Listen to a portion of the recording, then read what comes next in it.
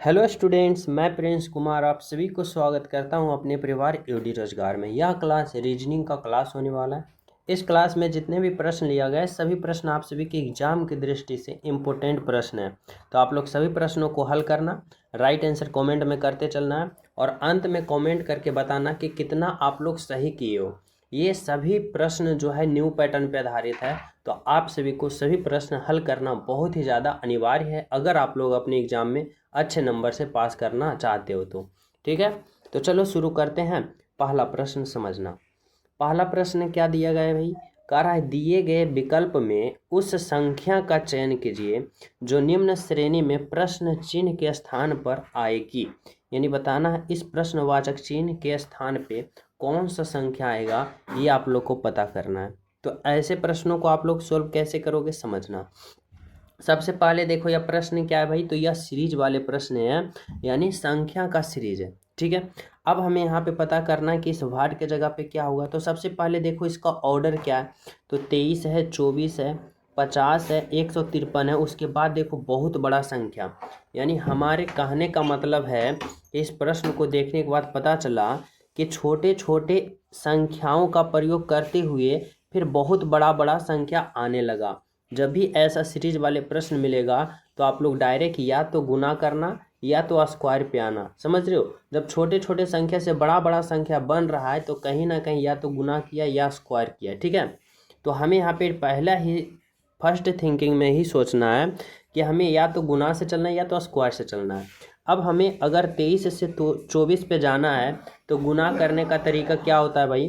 तो 23 में अगर हम गुना का वन करते हैं तो 23 एकम का 23, लेकिन हमें चाहिए 24, तो इसमें हम गुना प्लस का वन करेंगे। अब 23 गुने का वन 23 होगा और प्लस का वन 24। अब देखो अगर हम 24 से 50 जाने की कोशिश करते हैं तो 24 से 50 कैसे जाएंगे?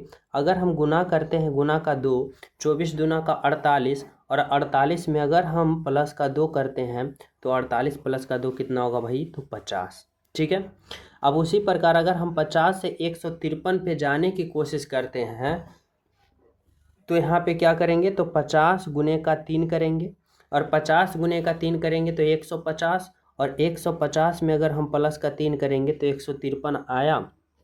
बोलोगे जी। अब उसी प्रकार जब हम इस 153 से अगले पद को हम जब पता करेंगे तो क्या करेंगे भाई? तो यहाँ पे गुना का हम 4 करेंगे और फिर प्लस का भी 4 करेंगे। समझ रहे हो, क्योंकि यह सीरीज हमें इस ऑर्डर में चल रहा है। तो अगर हम 153 में प्लस का 4 कर गुना का 4 करते हैं और फिर प्लस का 4 करते हैं तो देखो क्या आता है। तो देखो यहाँ पे गुना करो, 4 तिया 12, 12 का 2, बाकी 1, और 15 चौका 60, और 60 और 1 कितना होगा भाई? 61।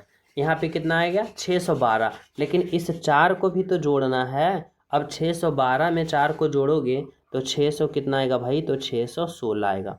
कितना आएगा? 616, और जो कि आपका राइट आंसर है। 616 जो है बिल्कुल बिल्कुल सही है। ऑप्शन नंबर सी जो है आपका राइट आंसर है। यहाँ तक सभी विद्यार्थी समझ गए हो?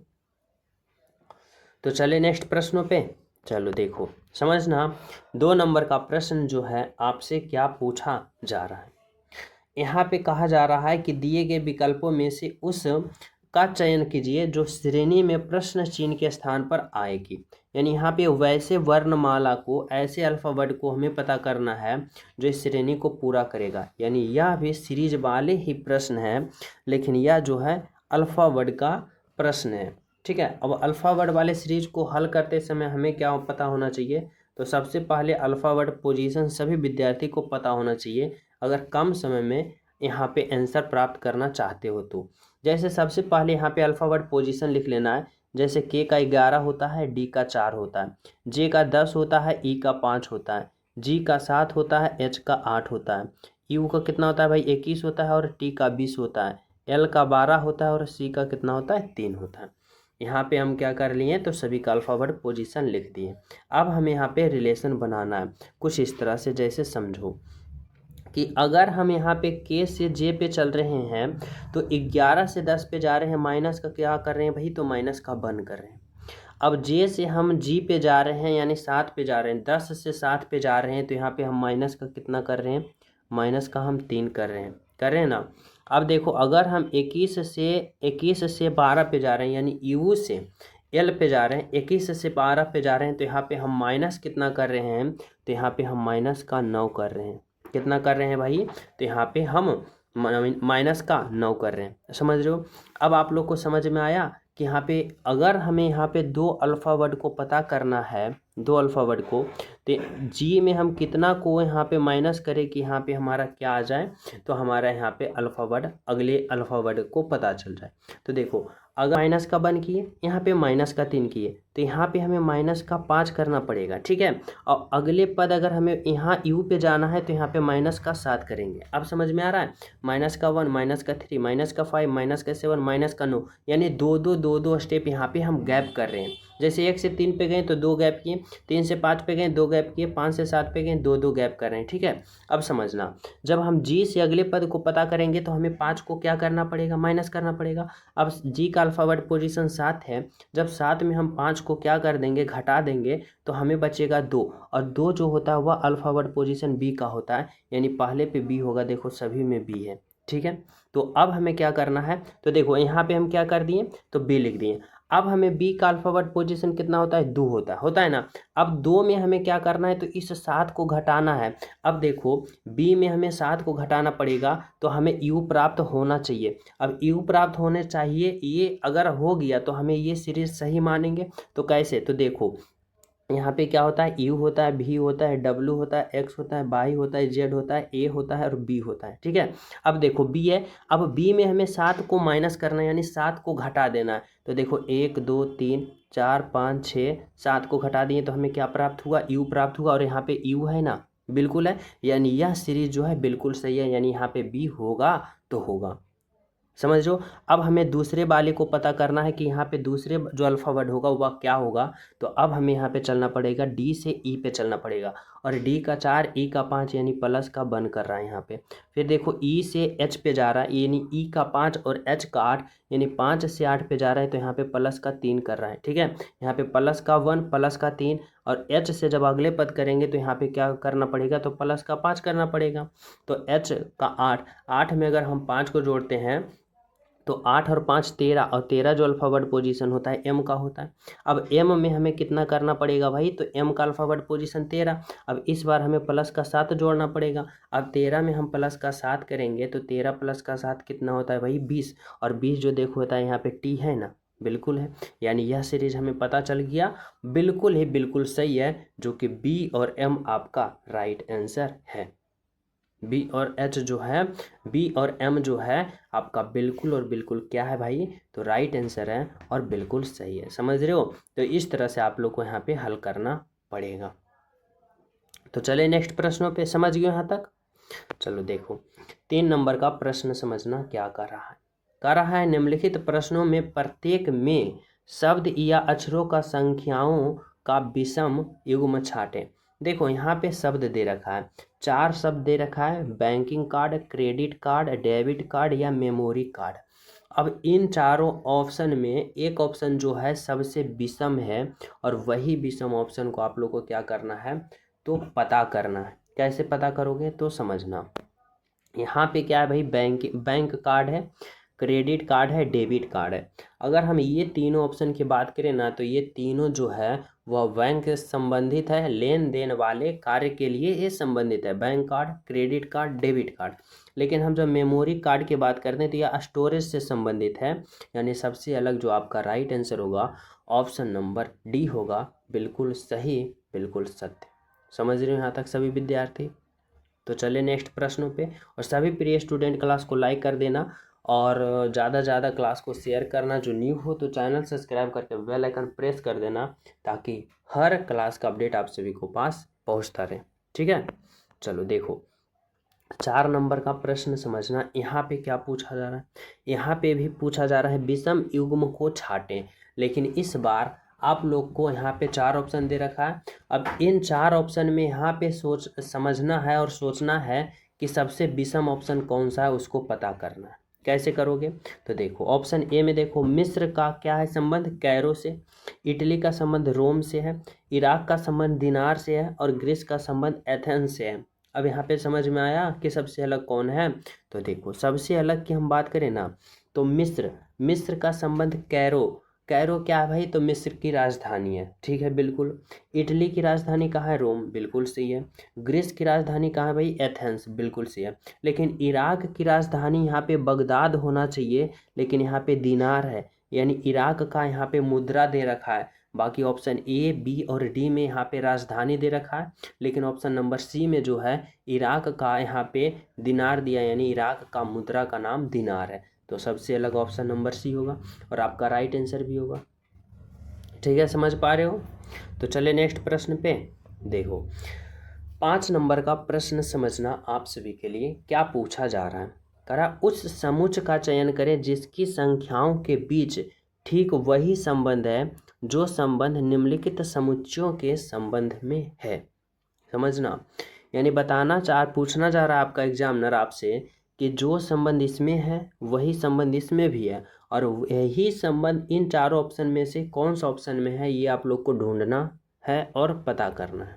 तो देखो, ऐसे प्रश्नों को हल करते समय आप लोग को ध्यान कुछ बातों को रखना पड़ेगा कि जब भी इन दोनों में अगर रिलेशन बनाना चाहते हो तो समझना, तो छोटे छोटे यहाँ पे क्या करना है, तो छोटे छोटे संख्याओं को आपस में रिलेशन बना के बड़ा संख्या लाने की कोशिश करोगे, तभी ऐसे प्रश्नों सोल्व होगा। ठीक है, तो देखो अगर हम यहाँ पे 6 और 9 को आपस में रिलेशन बना के 135 लाना चाहते हैं तो हम क्या कर सकते हैं। तो देखो हम कुछ इस तरह से सोच सकते हैं कि अगर हम 6 प्लस का 9 करते हैं तो 6 और प्लस का अगर हम 9 करते हैं तो हमें 15 प्राप्त होगा ना। अगर हमें 15 से 135 लाना है तो 15 गुने का 9 करना पड़ेगा। 15 गुने का 9 135 आ रहा है। यानी क्या किए, तो पहली संख्या तीसरी संख्या को जोड़ें और 9 गुना कर दिए। ठीक है, अब उसी प्रकार इसमें देखो 13 और 16 जो छोटे छोटे संख्या है इसको आपस में हमें क्या करना है भाई, जोड़ना है। अब 13 और 16 को जोड़ो तो यहाँ पे कितना होगा, तो 1 1 2 और 6 3 9 29 आया। अब 29 से हमें क्या करना है, तो 216 लाना है, तो 29 में गुना का 9 करना है। 29 नमा 261, यानी 261 आ रहा है, बिल्कुल आ रहा है ना। अब यहाँ पे आपको लॉजिक पता चल गया।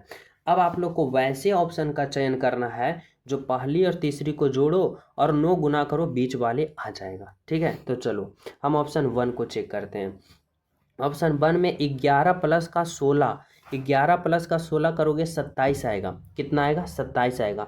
और 27 में अगर 9 को गुना करोगे तो इसका इकाई अंक देखो, 9 सत्ते का 63, यानी इकाई अंक 3 आएगा और इकाई अंक 9 है, यानी ये गलत हो गया। ऑप्शन बी को देखो, 19 और 9 को जोड़ो तो यहाँ पे क्या होगा, 19 प्लस का 9 कितना होगा भाई 28, और 28 का 9 से गुना करोगे 9 8 72, इकाई अंक 2 आ रहा, इकाई अंक 4 है। ऑप्शन बी गलत।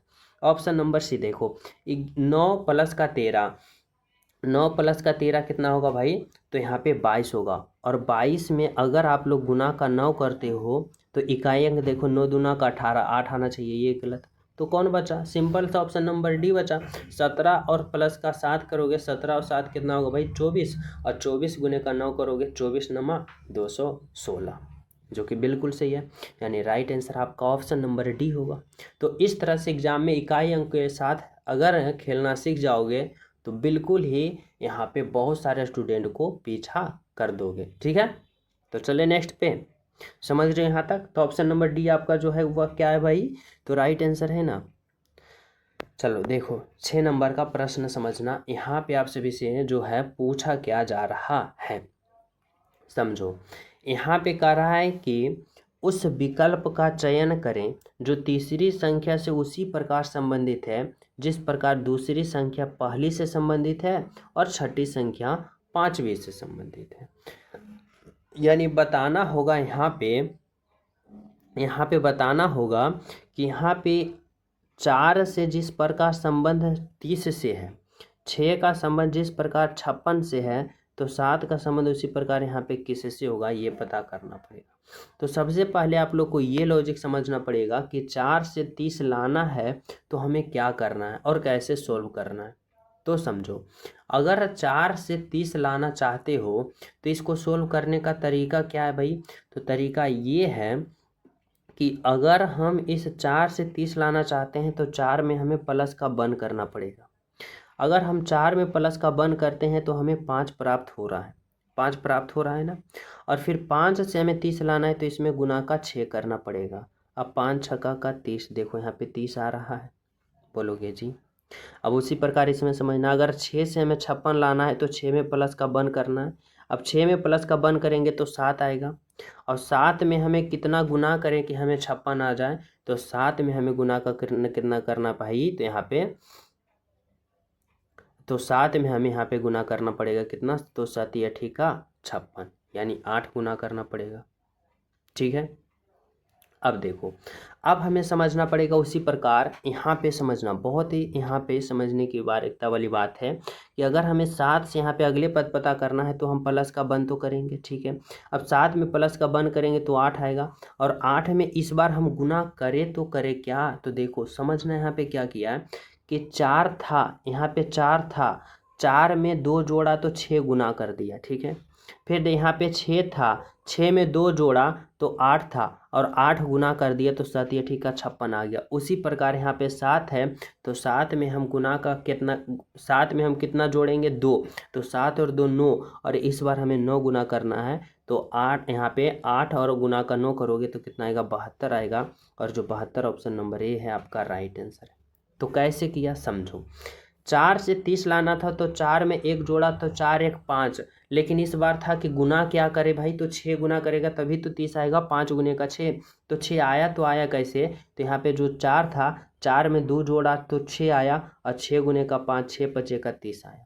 उसी प्रकार 6 में 1 जोड़ा तो 7 आया, और 7 में फिर 7, यहाँ पे 7 था तो 7 में 1 जोड़ा तो 8 आया। अब 8 में इस बार यहाँ पे क्या करेगा, तो 8 आया, और 8 में गुना करे तो क्या करें, तो इसलिए यहाँ पे 7 था तो 7 में 2 जोड़ा तो 7 और 2 9, अब 8 गुने का 9 किया तो यहाँ पे 72 आया, जो कि यहाँ पे राइट आंसर होगा। और वही तरीका इसमें किया कि 6 का प्लस 1, 6 1 7, और 7 में इस बार गुना कितना करे कि यहाँ पे 56 आ जाए तो 8 करेगा, लेकिन 8 आया तो आया कैसे, तो यहाँ पे जो 6 था, 6 में 2 जोड़ा तो 8, और 8 गुने का 7, 8 7 का 56। ठीक है, समझ रहे हो। तो चले नेक्स्ट प्रश्न पे। चलो देखो समझना, 7 नंबर का प्रश्न क्या है, देखो करा उस विकल्प का चयन कीजिए जो तीसरे शब्द उसी प्रकार संबंधित है जिस प्रकार दूसरा शब्द पहले से संबंधित है। यानी बताना होगा, इस प्रकार समझना होगा कि पीडियाट्रिशियन का संबंध जिस प्रकार बच्चे से है तो डर्मेटोलॉजिस्ट का संबंध यहाँ पे किससे होगा। देखो यहाँ पे पीडियाट्रिशियन का संबंध जो है बच्चे का इलाज से संबंधित है, उसी प्रकार डर्मेटोलॉजिस्ट जो है वह किसके इलाज से संबंधित है भाई, अस्थियां से नहीं, पौधे से नहीं, पैरों से नहीं, किससे, तो त्वचा से। यानी यहाँ पे आपका जो राइट आंसर होगा ना वह होगा त्वचा, D option number is the बिल्कुल राइट आंसर। ठीक है, समझ रहे हो। सभी प्रश्न बहुत इंपॉर्टेंट है तो इसलिए एक भी प्रश्न को मिस ना करना। ऐसे ही प्रश्नों आज न्यू पैटर्न पे आधारित होता है, तो ऐसे प्रश्नों पे प्रैक्टिस करोगे तभी आप लोग एग्जाम में अच्छा से अच्छा कर पाओगे। ठीक है, देखो यहाँ पे समझना 8 नंबर का प्रश्न कर रहा है, यूरोप का जो संबंध स्विट्जरलैंड से है तो वही संबंध एशिया का किससे होगा। यहाँ पे समझने वाली बात है, इस तरह से समझो कि यूरोप का संबंध पहले स्विट्जरलैंड से है, कैसे है, तो देखो यूरोप महाद्वीप है और स्विट्जरलैंड एक देश है, तो स्विट्जरलैंड जो देश है ना वह किसका हिस्सा है भाई, तो यूरोप महाद्वीप का हिस्सा है। अब उसी प्रकार बताना होगा कि एशिया एक महाद्वीप है, तो यहाँ पे 4 ऑप्शन में से कौन सा एक ऑप्शन है जो एशिया महाद्वीप का एक देश है, तो देखो फ्रांस तो यूरोप में आएगा, महाद्वीप तो होगा नहीं, विश्व होगा नहीं, यानी जापान, तो जापान एक देश है जो किसके अंतर्गत आता है भाई, तो एशिया महाद्वीप के अंतर्गत आता है, यानी राइट आंसर आपका ऑप्शन नंबर ए होगा, बिल्कुल सही होगा।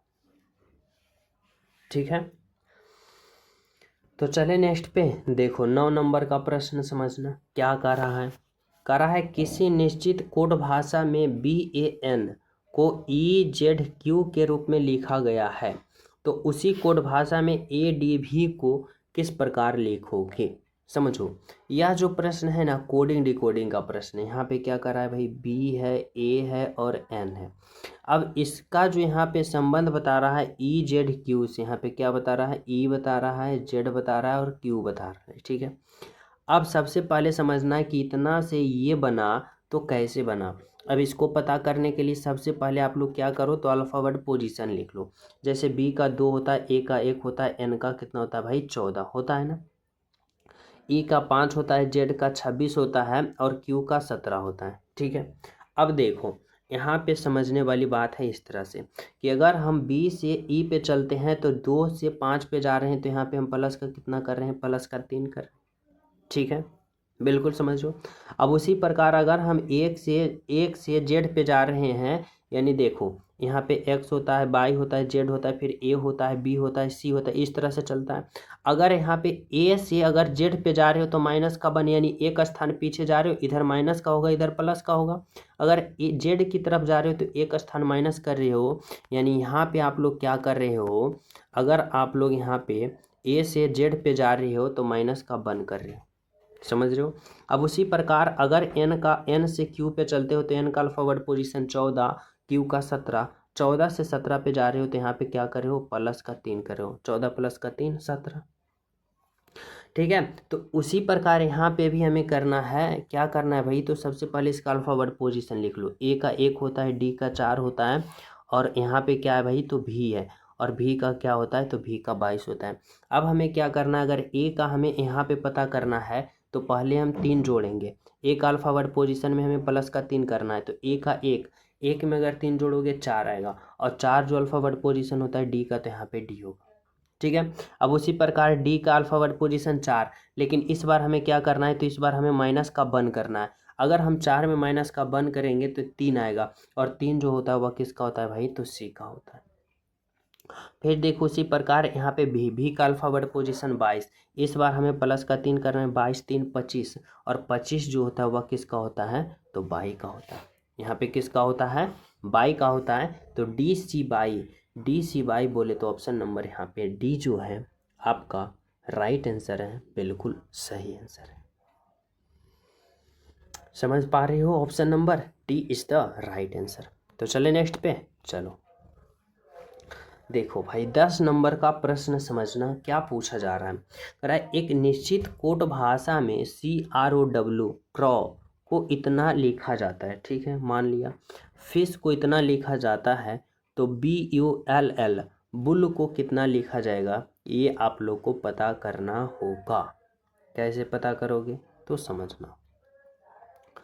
सबसे पहले समझो कि CROW क्रॉ को इतना लिखा तो कैसे लिखा। तो देखो सिंपल सा ट्रिक, अगर आप लोग अल्फ़ाबेट पोजीशन आपको पता हो, याद हो, तो यह समझना बहुत ही सिंपल हो जाएगा। कैसे, तो देखो यहाँ पे समझना, सी की बात करें तो सी का वास्तविक अल्फ़ाबेट पोजीशन कितना होता है, तो सी का वास्तविक अल्फ़ाबेट पोजीशन 3 होता है और यहाँ पे 3 है। आर का वास्तविक अल्फ़ाबेट पोजीशन 18 होता है और यहाँ पे 18 है। ओ का अल्फ़ाबेट पोजीशन 15 होता है, यहाँ पे 15 है। डब्लू का अल्फ़ाबेट पोजीशन 23 होता है और यहाँ पे 23 है। यानी क्या किया, तो सभी का अल्फ़ाबेट पोजीशन सिंपल सा लिख दिया।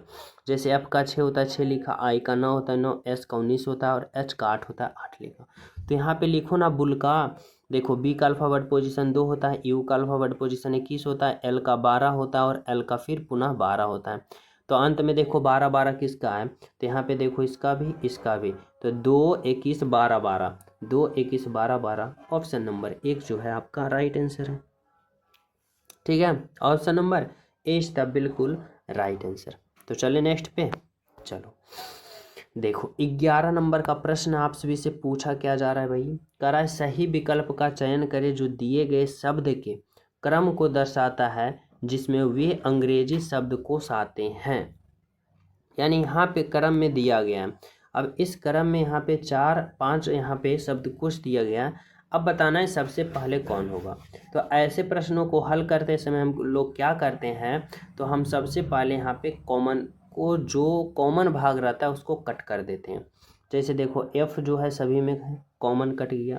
फिर देखो यहाँ पे आई है और यहाँ पे एल है और आई है। अब देखो यहाँ पे थोड़ा सा समझना पड़ेगा, ठीक है। देखो बीच में यहाँ पे आई आ गया और बाकी सभी में एल है। अब आप लोग सबसे पहले समझो कि सबसे पहले एल आता है या फिर आई आता है। तो बोलोगे सबसे पहले आई आता है।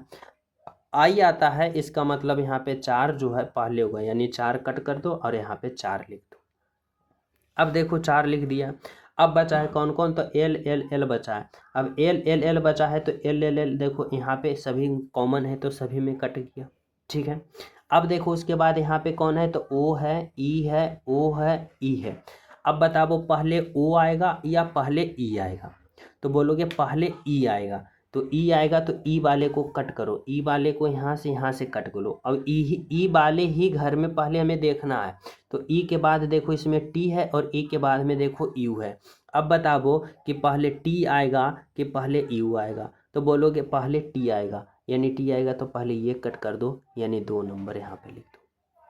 अब 2 नंबर यहाँ पे कट कर दिए हो तो उसके बाद कौन आएगा भाई, तो उसके बाद 5 आएगा, यू आएगा ऑफकोर्स यहाँ पे। तो यहाँ पे यू लिख दो, यानी 5 नंबर लिख दो, ठीक है। अब इतना हो गया। अब बचा है ऑप्शन, यहाँ पे बचा है 1 और 3 में खेलना है। तो देखो ओ है तो ओ इसमें कट कर दो और ओ कट कर दो। अब यहाँ पे बचा डब्लू बचा, यहाँ पे बचा आर। अब पहले डब्लू आएगा कि पहले आर आएगा। तो आर का अल्फाबेट पोजीशन 18 होता है, डब्लू का 23, यानी पहले आर आएगा तो पहले आर को कट करो, यहाँ पे 3 लिखो। उसके बाद 1 बचा तो यहाँ पे 1 लिखो। अब बताओ 4 2 5 3 1 कौन सा ऑप्शन में है, तो 4 2 5 1 3 यहाँ पे ऑप्शन नंबर 1 में है, जो कि आपका राइट आंसर है। समझ पा रहे हो, option number A is the बिल्कुल राइट आंसर। तो चले नेक्स्ट पे, चलो देखो 12 नंबर का प्रश्न समझना क्या है। करा अक्षरों के उस संयोजन का चयन कीजिए जिसमें दी गई श्रृंखला के रिक्त स्थानों में क्रमबद्ध रूप से रखने पर श्रृंखला पूर्ण हो जाएगी, ठीक है।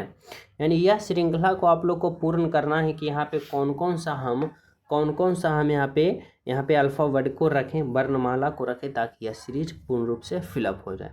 अब ऐसे प्रश्न को हल करने का सिंपल सा ट्रिक होता है कि सबसे पहले आप लोग काउंट कर लो कि इसमें कितना अल्फ़ाबेट है।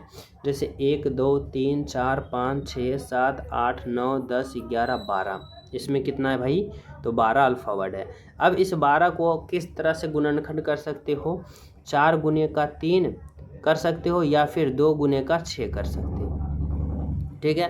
तो हमारे कहने का मतलब है या तो 4 4 का खंड बनाओ, या 3 3 का, या 2 2 का, या छो छो का, ठीक है। तो चलो हम क्या करते हैं, 4 4 का खंड बनाते हैं। तो देखो 2 2 4, फिर 2 2 4 और 2 2 4, 4 4 का खंड बना लिया। अब हमें यहाँ पे फिलअप करना है। कैसे करना है भाई, तो कुछ इस तरह से समझो। देखो यहाँ पे हम पहले वाले भाग में अगर हम बात करते हैं तो पहले वाले भाग में देखो यहाँ पे दूसरे यहाँ पे अल्फ़ाबेट को भरना है। तो सबसे पहले देखो यहाँ पे बाकी जो घर है उसमें दूसरा अल्फ़ाबेट में क्या भरा हुआ है, तो देखो इसमें पी भरा है, इसमें भी पी, यानी यहाँ पे भी पी होगा ना। अब देखो यहाँ पे हमें क्या करना है, तो यहाँ पे हमें चौथे वाले भाग में भरना है कि चौथे वाले भाग में क्या भरना है।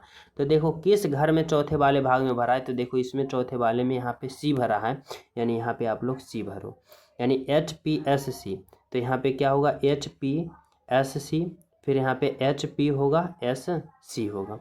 अब यहाँ पे कौन कौन भरे हो, तो P भरे हो, C भरे हो, H भरे हो, फिर C भरे हो, और फिर H भरे हो, फिर S भरे हो।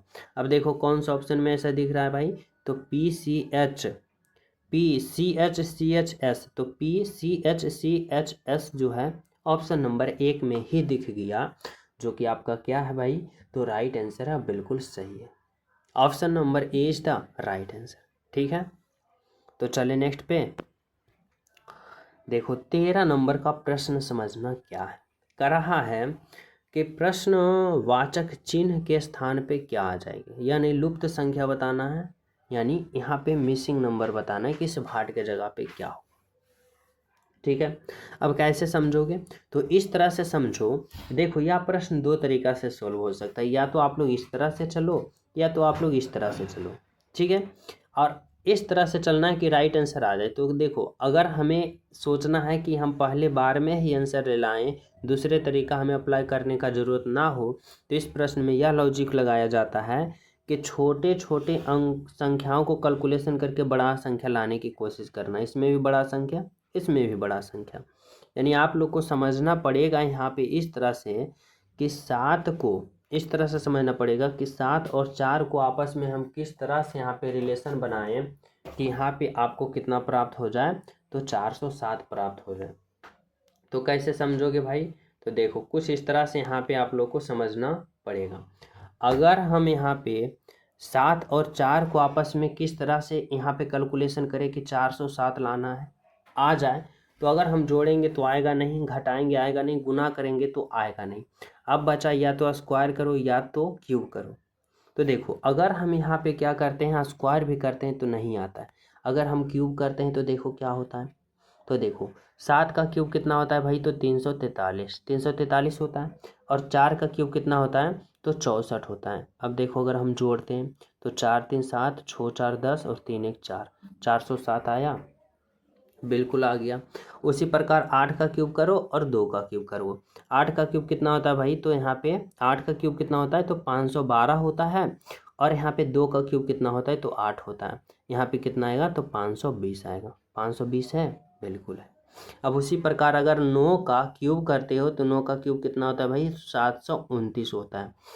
अब 729 में कितना जोड़ो कि 256 हो जाए, तो बोलोगे यहाँ पे अगर हम 729 में कितना जोड़ें कि 756 हो जाए, तो यहाँ पे बोलोगे अगर हम 27 जोड़ते हैं इसमें तो हमें यहाँ पे देखो कितना आ जाता है, तो 9 7 16, 2 2 4 और 1 5, और फिर यहाँ पे कितना हो जाता है भाई, तो यहाँ पे 756 आ गया। यानी यहाँ पे अगर हम 27 जोड़ते हैं तब, अब 27 देखो किसका क्यूब है, तो 3 का क्यूब है। यानी यहाँ पे क्या भराएगा, तो 3 भराएगा।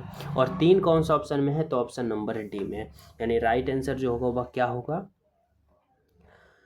तो ऑप्शन नंबर डी होगा आपका राइट आंसर। समझ रहे हो?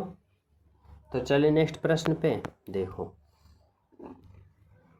समझना यहाँ पे 14 नंबर का प्रश्न क्या पूछा जा रहा है भाई। यहाँ पे पूछा जा रहा है कि दिए गए विकल्पों में से लुप्त संख्या ज्ञात करें, यानी मिसिंग नंबर बताना है कहाँ पे, इस वाट के जगह पे। अब यहाँ पे वही तरीका फॉलो करोगे कि अगर हम 2 5 6 से 65 लाना चाहते हैं तो जोड़ेंगे, गुना होगा नहीं। अगर हम घटाएंगे तो यहाँ पे आएगा नहीं। अब अगर हम गुना करते हैं तो देखो 5 दूना का 10, अच्छा का 60, यानी 65 लाना है, 60 आ रहा है। तो हमें यहाँ पे क्या करना पड़ेगा, तो यहाँ पे हमें स्क्वायर से खेलना पड़ेगा। इस तरह से समझो कि अगर हम 2 का स्क्वायर करते हैं, 5 का स्क्वायर करते हैं, 6 का स्क्वायर करते हैं, ठीक है।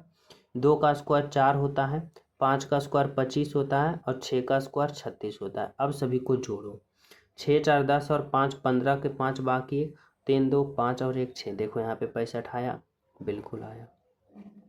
अब उसी प्रकार 2 का स्क्वायर 8 का स्क्वायर 9 का स्क्वायर, 9 का स्क्वायर 81, 8 का स्क्वायर 64 और 6 का स्क्वायर 36। अब सभी को जोड़ो, 6 4 10 1 11 और 6 3 9 और 8 कितना होगा भाई, 17 और 1 बकाया 18, 181 आया।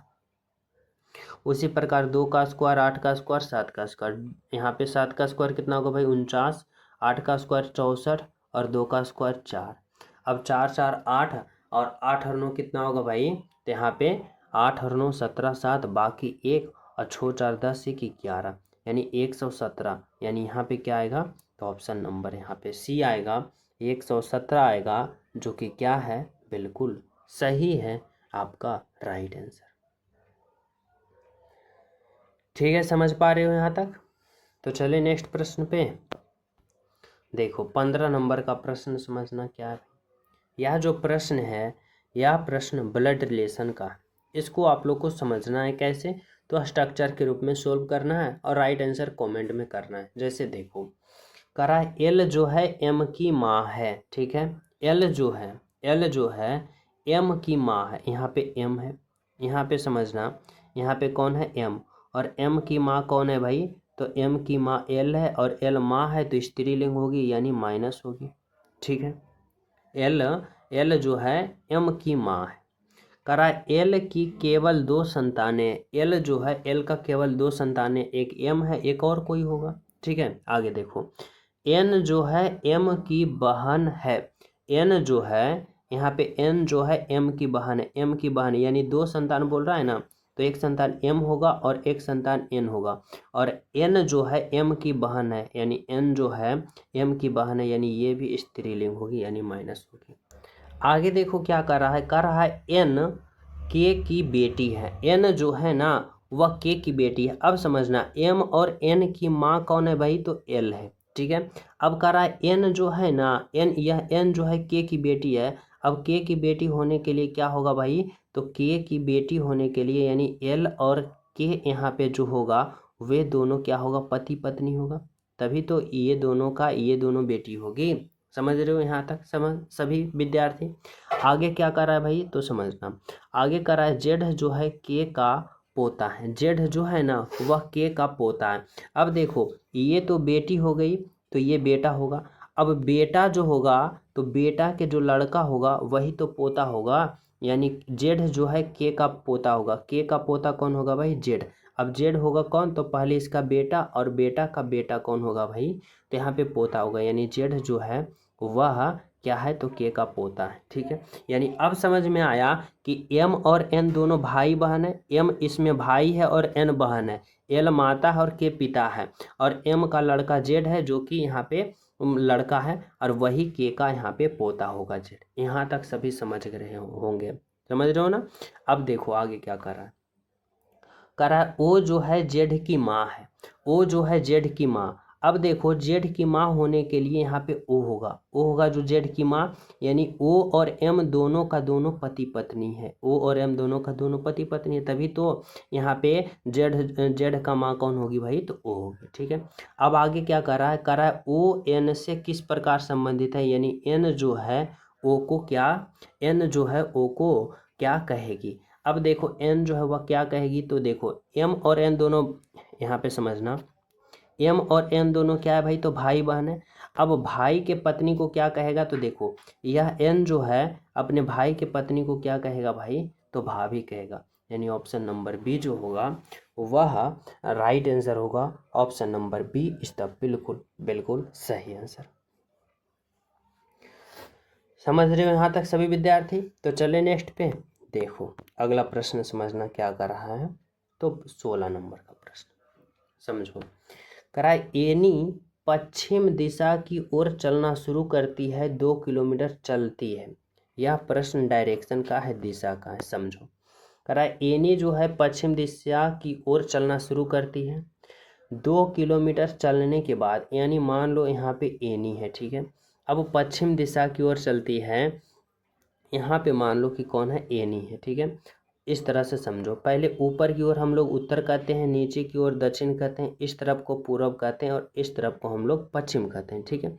अब कह रहा है एनी 2 किलोमीटर पश्चिम की ओर चली, यानी कहाँ चली, इस तरफ चली, कितना, 2 किलोमीटर। कितना चली भाई, तो 2 किलोमीटर चली, ठीक है। कह रहा है वह दाएं मुड़ती है और 3 किलोमीटर चलते हैं। यहाँ से वह कहाँ मुड़ रही है, दाएं मुड़ रही है, कहाँ मुड़ रही है, दाएं। दाएं मुड़ेगी तो किधर आएगी, इधर आएगी, और कितना चल रही है भाई, तो 3 किलोमीटर, यानी 3 किलोमीटर इधर चली, ठीक है। आगे देखो, कह रहा है फिर वह अपने बाएं मुड़ती है और 4 किलोमीटर चलते। यहाँ जब आई ना एनी, तो यहाँ से बाएं मुड़ रही है, और बाएं मुड़ेगी तो कहाँ जाएगी भाई, इधर जाएगी, और कितना चल रही है, तो 4 किलोमीटर, 4 किलोमीटर यहाँ पे चली। आगे क्या कर रहा है, कह रहा है वह किस दिशा की ओर जा रही है, तो किस दिशा की ओर जा रही है, तो इस तरफ जा रही है, और इस तरफ दिशा को क्या कहा जाता है, पश्चिम कहा जाता है, बोले तो ऑप्शन नंबर 1 होगा आपका राइट आंसर, ठीक है। तो चले नेक्स्ट पे, चलो। तो 17 नंबर का प्रश्न समझना क्या है, करा उस पासे का चयन कीजिए जिससे दी गई सीटों को रेखाओं को मोड़कर बनाया जा सकता है।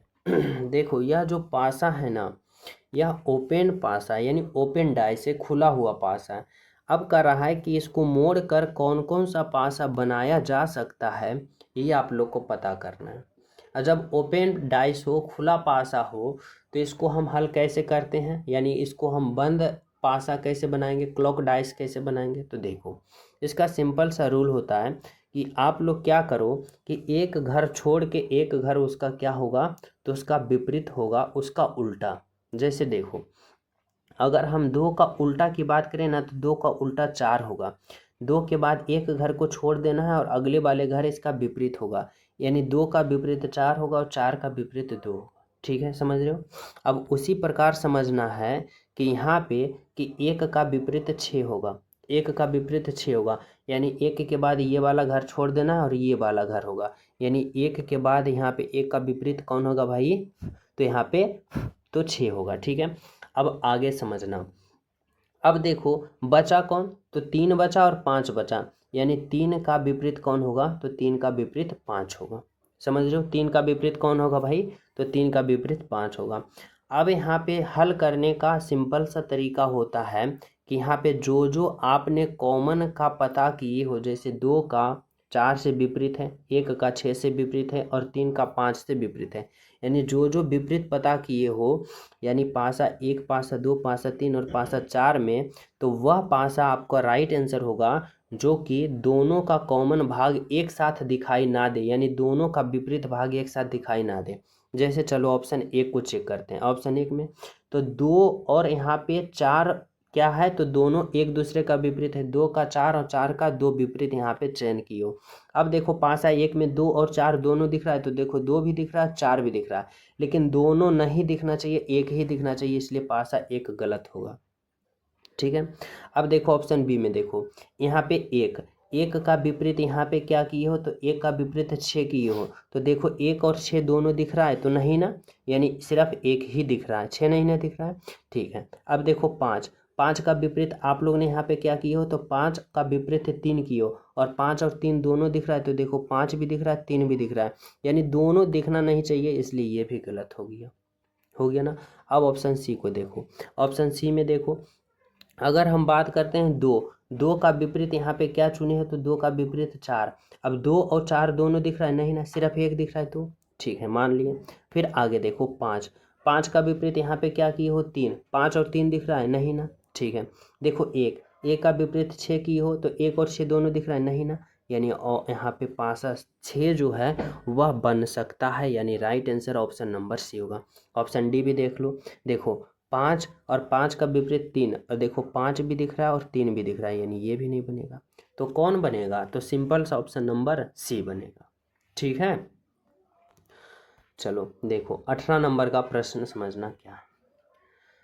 कह रहा है छात्रों की एक पंक्ति में गणेश अंतिम से 7वें स्थान पर है, जबकि दूसरे छोर से 11वें स्थान पे है, तो कुल छात्रों की संख्या।